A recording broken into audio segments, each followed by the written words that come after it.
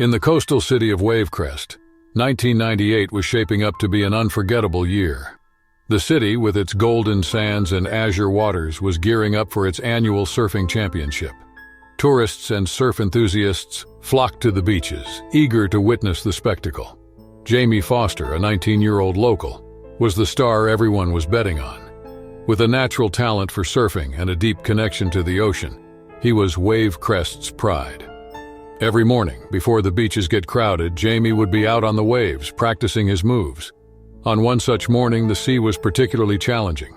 The waves were higher, the currents stronger. But Jamie, with his indomitable spirit, was undeterred. As he ventured further out, he felt a sudden pull on his surfboard.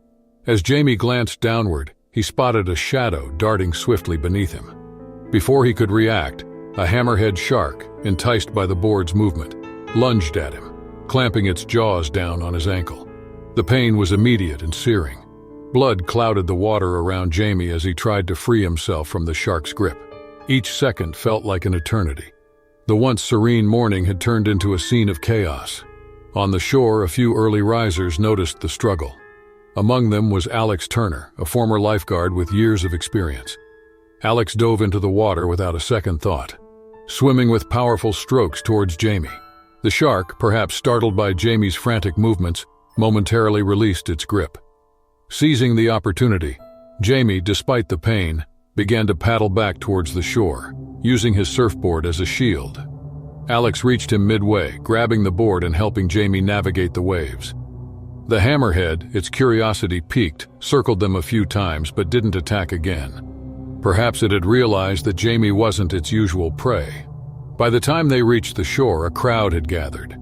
Jamie's leg was bleeding profusely, and he was in a state of shock. Immediate first aid was administered, and he was rushed to the nearest hospital. The news of the attack spread like wildfire throughout Wavecrest. The beach was temporarily closed, and the surfing championship was postponed. The incident served as a stark reminder of the unpredictability of the ocean and the creatures that inhabit it. The sun was setting, casting a golden hue over Wavecrest's beaches. The aftermath of the shark attack had left the community in shock, but Jamie's resilience became a beacon of hope. Instead of retreating into fear, he was determined to face his trauma head-on. The annual Wavecrest Surfing Championship was just a week away. The event was not just a competition, but a celebration of the bond between the surfer and the sea. Many expected Jamie to withdraw, but he had other plans. With the support of Alex and his friends, Jamie returned to the beach every day. At first, he would just sit on the sand, watching the waves, feeling their rhythm. Then, with hesitant steps, he ventured into the shallows, letting the water embrace him. He pushed himself further each day, rekindling his bond with the ocean. Word spread that Jamie was training again, and the town rallied behind him. The beach became a hub of activity, with locals and tourists coming to watch the young surfer's comeback. His determination was infectious, inspiring others to face their fears. The day of the championship arrived, bringing an air of anticipation. The beach was packed, the atmosphere electric. As Jamie prepared for his turn, he took a moment to reflect. The ocean, with its vastness and unpredictability, was a reminder of the challenges life threw at him. But today, he wasn't just surfing for the title, but surfing for redemption. With a deep breath, Jamie paddled out. The waves, sensing his resolve, seemed to align in his favor. He displayed skill, grace, and a deep connection with the water with each ride. The crowd cheered, their voices merging with the roar of the ocean. When the final whistle blew, Jamie emerged not just as the champion of the Wavecrest Surfing Championship, but also as a symbol of courage and resilience. The trophy in his hand was not just for his surfing prowess, but his indomitable spirit. At the award ceremony, Jamie took the microphone. "The ocean has taught me that life will have its highs and lows, much like these waves. But with determination and the right support, we can ride any challenge," he said, his voice filled with emotion. The championship concluded with a celebration. But it was just the beginning for Jamie. With renewed passion, he used his influence to promote ocean conservation and safety, ensuring the harmony between humans and the marine world remained undisturbed. In the tranquil town of Seabrook, The waves were a siren song for many, but for newcomers, they were a challenge to be conquered. With its serene beaches and clear waters, the town was a haven for novice and experienced surfers. Noah Bennett, a 22-year-old from the bustling city of Landridge, had recently moved to Seabrook for college. The ocean, with its vastness and mystery, had always intrigued him. Inspired by his new surroundings, he decided to take up surfing. Under the guidance of a local instructor, he began his lessons at the safer, beginner-friendly zones of the beach. As days turned into weeks, Noah's confidence grew. He felt connected with the waves, each ride giving him a sense of accomplishment. One morning, feeling particularly adventurous and wanting to test his newly acquired skills, Noah decided to explore a different part of the beach, away from the watchful eyes of his instructor. He had heard whispers about Shark's Cove, a secluded spot known for its challenging waves, and, as legends had it, a frequent visiting ground for hammerhead sharks. Most locals avoided it, but Noah's curiosity got the better of him. The waters at Shark's Cove were different. They were more profound, the waves more unpredictable. But Noah was undeterred. As he paddled further, the shore became a distant blur. Engrossed in his adventure, he didn't notice the shadow that began to form beneath him. Suddenly, a forceful tug pulled him down. Panic set in as he found himself staring into the eyes of a massive hammerhead shark. With its distinctive head and swift movements, the creature seemed to be assessing this unfamiliar presence in its territory. Noah's heart raced as he recalled a piece of advice from his instructor. If ever in danger, the instruction was clear: avoid panicking. Swift movements could lure unwanted attention into the water. With this wisdom in mind, Noah strived to maintain absolute stillness, hoping the shark would eventually lose interest. But the hammerhead, perhaps intrigued or threatened, circled him, its fin occasionally breaking the water's surface. Each pass felt like a calculated move, a dance of danger between man and beast. As the hammerhead continued its circling dance, Noah tried to recall every piece of information he had learned about sharks. He remembered reading that maintaining eye contact could sometimes deter a shark, as it gives the impression of being a potential threat rather than prey. With every ounce of courage he could muster, Noah locked eyes with the creature, trying to convey a message of mutual respect. Minutes felt like hours. The sun's rays pierced the water, creating a shimmering effect around the shark, adding an almost surreal quality to the situation. As the standoff continued, Noah felt a strange connection with the hammerhead. It was as if both were trying to understand the intentions of the other. Suddenly, from the corner of his eye, Noah noticed a group of manta rays gliding gracefully nearby. The rays seemed to captivate the hammerhead's attention with their vast wingspans and serene movements. The shark, perhaps sensing a more accessible or familiar interaction, slowly drifted towards them, its interest in Noah waning. Seizing this unexpected opportunity, Noah began to paddle softly, making his way back to the shallower waters. With every stroke, he felt a mix of relief and disbelief. The shore, which had seemed so distant earlier, now beckoned him with open arms. When he finally reached the beach, Noah collapsed on the sand, the weight of the ordeal crashing down on him. A few beachgoers rushed to his side, offering water and comfort. In the days that followed, Noah's perspective on the ocean changed. He realized that while it offered beauty and adventure, it also demanded respect. The ocean was a world with its own rules and inhabitants. Determined to share his experience and lessons, Noah organized community sessions, educating locals and tourists about marine life and the importance of understanding and respecting their habitats. He collaborated with marine biologists and conservationists, turning his life-altering encounter into a mission to foster harmony between humans and marine creatures. The story of Noah Bennett, the young man from Landridge who faced the depths of the ocean and its majestic creatures, became a legend in Seabrook. His tale served as a reminder of the delicate balance of nature and the profound connections that can be forged when one truly seeks to understand the world beyond the shore. Tide's End was a hidden gem, a coastal town where time seemed to stand still. Its pristine beaches and azure waters were a haven for adventurers and dreamers alike. Among them was Eli Morgan, a 25-year-old from the distant city of North Peak. Drawn to the allure of the sea, he had traveled to Tide's End with a surfboard and a heart full of ambition. Eli had always been a self-learner. From mountain climbing in North Peak to navigating the bustling city streets, he believed in diving headfirst into challenges. Surfing was his latest passion. Every morning, as the first rays of the sun kissed the ocean, Eli would be out on his board, riding the waves, each day venturing a little further, pushing his boundaries. One day, a local named Jasper mentioned a spot called the Crescent Abyss. It was whispered among the townsfolk that this part of the sea was home to the majestic hammerhead sharks. While many avoided it out of fear or respect, Eli's adventurous spirit saw it as a challenge. A few mornings later, Eli paddled towards the Crescent Abyss. The ocean here felt different, deeper, more mysterious. As he glided over a huge wave, a shadow darted below him. Before he could react, a forceful tug pulled him underwater. Emerging from the blue was a massive hammerhead shark. Its eyes, set wide on its uniquely shaped head, seemed to be sizing up this intruder in its domain. Eli's heart raced, but his adventurous spirit kept panic at bay. He knew he had to think quickly. Floating as still as possible on his board, Eli tried to minimize any threat he might pose to the shark. Perhaps puzzled by this unfamiliar presence, the hammerhead circled Eli, its sleek form cutting effortlessly through the water. The ocean's vastness, the shark's proximity, and the realization of his situation weighed heavily on Eli. He knew he had to make a move, but what? The silent ballet between Eli and the hammerhead persisted, a delicate balance of intrigue and caution.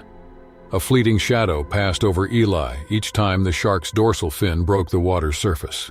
The once inviting waters of Tide's End now felt like a vast, unpredictable expanse. Drawing from snippets of information he'd gathered over the years, Eli remembered that sharks, especially hammerheads, often rely on electromagnetic fields to detect prey. He removed a metallic necklace he wore, a keepsake from his hometown, and tossed it a few feet away. The shiny object and its slight electromagnetic disturbance momentarily diverted the shark's attention. Seizing this brief window of opportunity, Eli began to paddle with gentle, deliberate strokes, aiming to move closer to the shore without alarming the hammerhead. The shark's curiosity, now split between Eli and the metallic object, maintained a distance but continued to shadow him. As the water began to grow shallower, the silhouette of the hammerhead started to fade into the deeper blue, returning to the mysteries of the Crescent Abyss. Eli's heart rate began to return to normal. Yet he remained vigilant until his feet finally touched the sandy seabed. Reaching the shore, Eli sat down, letting the waves lap at his feet, processing the gravity of the encounter he'd just experienced. Jasper, observing from a distance, approached him, his face a mix of relief and admiration. Jasper handed Eli a flask of water, acknowledging Eli's bravery with the necklace. Eli, finding solace in the coolness of the drink, admitted that it had been a desperate move, albeit one that had offered a momentary respite. He marveled at the magnificence of the creature. Jasper nodded in agreement, emphasizing the importance of recognizing that they were mere visitors in the realm of the ocean, where guardians reigned.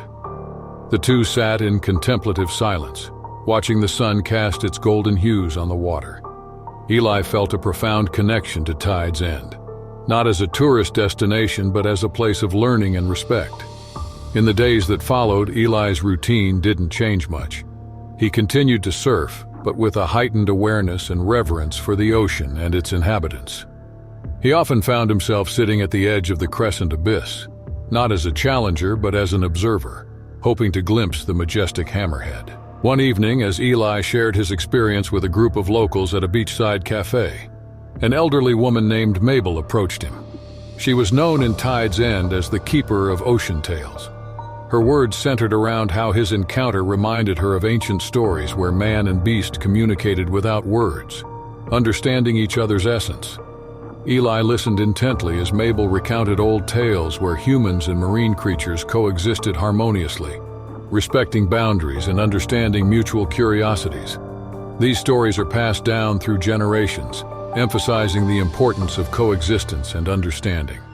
Feeling inspired, Eli began documenting his experiences and the tales he heard, hoping to share the wisdom of Tide's End with others.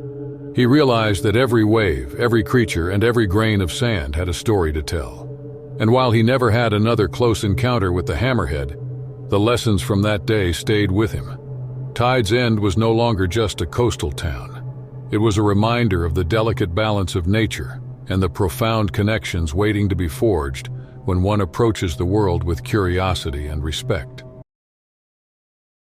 In the coastal town of Sun Bay in 2003, the waves beckoned surfers from all around. Sun Bay's beaches were legendary, not just for their beauty but for the tales the old-timers told. Stories of brave fishermen and the occasional curious marine creature that ventured too close to the shore. Ethan Mitchell, a 20-year-old passionate about surfing, was out on the water with his friend Lucas Gray. The sun was high and the waves were just right.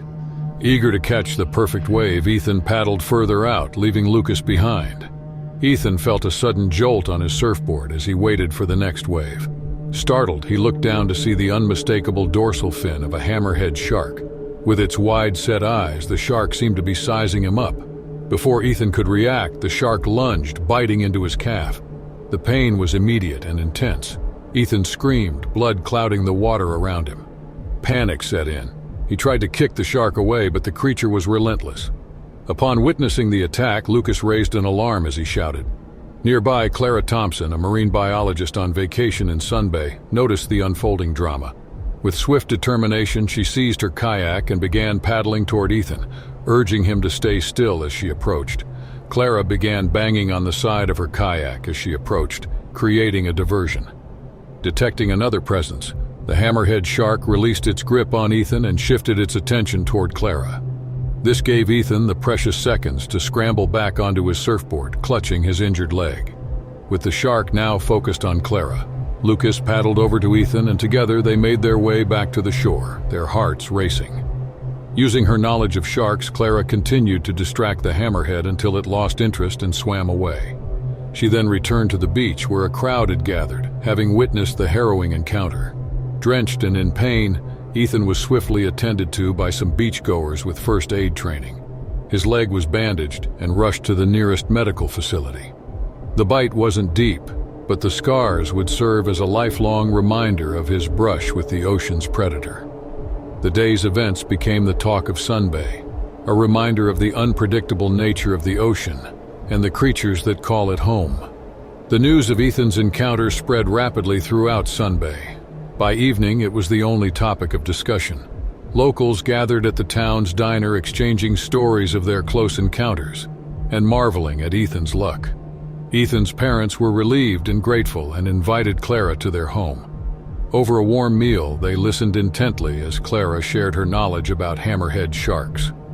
She explained that they're usually not aggressive towards humans and suggested that the shark might have mistaken Ethan for a seal or was just curious. In the aftermath of the harrowing shark encounter, the passage of time brought a semblance of physical healing to Ethan. The gashes on his leg faded, leaving behind faint scars that told a tale of survival. However, the emotional and psychological scars were not as quick to fade. Each night, Ethan found himself trapped in a recurring nightmare, where the vastness of the ocean and the shadow of the hammerhead haunted him. The rhythmic sound of waves, once a lullaby, now triggered anxiety. Lucas, Ethan's confidant since childhood, noticed the profound change in his friend. The ocean was their shared sanctuary and had become a source of dread for Ethan. Wanting to help, Lucas recalled a marine conservation workshop being hosted by Clara, the marine biologist who had come to Ethan's aid. One evening, Lucas suggested to Ethan that attending Clara's workshop might offer some perspective, potentially as a step towards understanding and healing. Taking Lucas's advice to heart, Ethan decided to attend. The workshop was an eye-opener. Clara delved into the intricate balance of marine ecosystems, emphasizing sharks' pivotal role. She spoke about the challenges these majestic creatures face, from the perils of overfishing to the destruction of their natural habitats. Ethan realized that his assailant, the hammerhead, was as much a victim of circumstances as he was. During one of the sessions, Ethan met individuals who had faced similar marine encounters. Their stories, filled with themes of recovery, understanding, and eventual reconciliation with the ocean, gave Ethan a sense of camaraderie. He wasn't alone in his journey. One of the highlights of the workshop was an excursion Clara organized. Ethan, Lucas, and a few others set out on a boat to observe hammerhead sharks in a protected marine zone. Ethan peered down from the boat's edge with the sun casting golden reflections on the water. The sight was mesmerizing. With their unique head structures, schools of hammerheads swam in harmonious patterns. The raw beauty and grace of their movements replaced Ethan's fear with a profound sense of respect. Feeling a renewed sense of purpose, Ethan felt compelled to give back. Under Clara's mentorship, he founded Harmony with the Ocean. This initiative aimed to bridge the gap between humans and marine life, emphasizing the importance of peaceful coexistence. Workshops, beach cleanups, and interactive sessions became regular events in Sun Bay, turning the town into a hub for marine conservation. Ethan's resilience and determination became legendary. His story, from trauma to advocacy, inspired countless individuals. It served as a testament to the human spirit's ability to transform pain into purpose. Sun Bay's pristine beaches soon became synonymous with natural beauty and a legacy of understanding and conservation. Years passed, and the young surfer who once faced his deepest fears head-on became a beacon of hope. Ethan did find his way back to surfing, but his approach was different. Each time he rode a wave, it wasn't just a sport, but a dance of respect with the ocean. Every splash of water and every gust of wind served as a reminder of the delicate balance of nature and the continuous journey of understanding and coexistence.